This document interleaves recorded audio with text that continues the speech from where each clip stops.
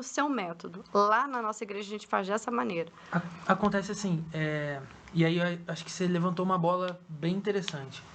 Hoje a gente pega, e aí até mais nos consultórios, o que é muito ruim, pessoas muito feridas pela igreja, principalmente mulheres. Porque sempre que acontece, e aí eu parei para pensar nesse formato que uma pessoa veio para mim e me contou. Eu falei, é exatamente isso que é o modus operandi das situações. Quando acontece um escândalo de uma traição ou alguma coisa dentro do relacionamento da igreja, da igreja enquanto corpo ali, e acontece um pecado assim tão ruim e tão visível, quase sempre o que acontece principalmente se nessa situação tiver uma figura de liderança envolvida. As pessoas param e escutam o que o homem diz. E aí o homem está ali, ele vai, ele fala e tudo mais. E vamos dar suporte a esse homem, vamos dar suporte a esse ministério, que esse ministério está dando... Não pode parar, não pode parar, que essa porta que Deus abriu aqui, Satanás tentou fugir, destruir, não sei o quê. Só que o que acontece? Quase sempre, e aí isso estoura e arrebenta a vida dessa pessoa, a mulher não é ouvida. A mulher não tem o mesmo direito que aquela pessoa teve de repente, parar, conversar com toda a igreja, ter a paciência daquela situação toda.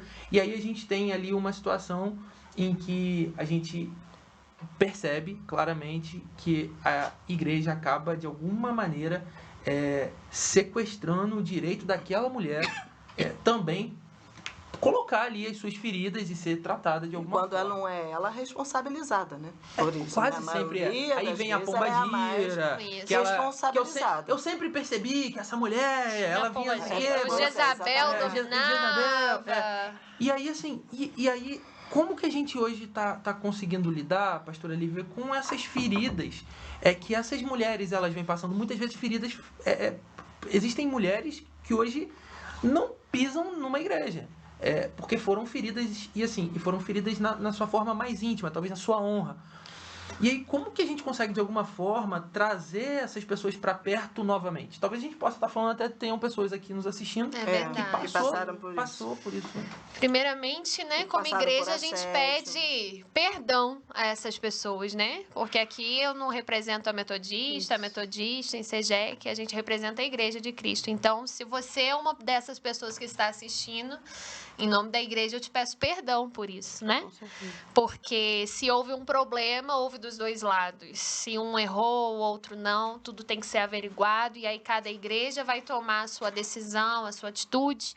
A gente faz parte aí de uma cidade pequena e às vezes o que acontece na minha chega no ouvido de todo mundo. E aí a gente tem que vigiar com aquilo que a gente fala, com aquilo que a gente pensa.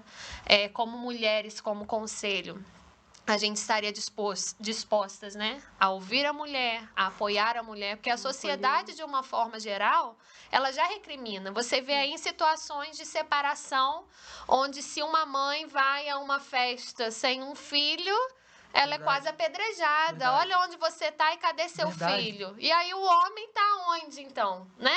A gente vê situações assim, talvez vem Instagram, vídeos, posts, né? Que a mulher, quando separada ali, ela perde total liberdade de prosseguir com uma vida, né? Então, ela tem que se tornar ali total responsável pelos filhos, pela casa e tal.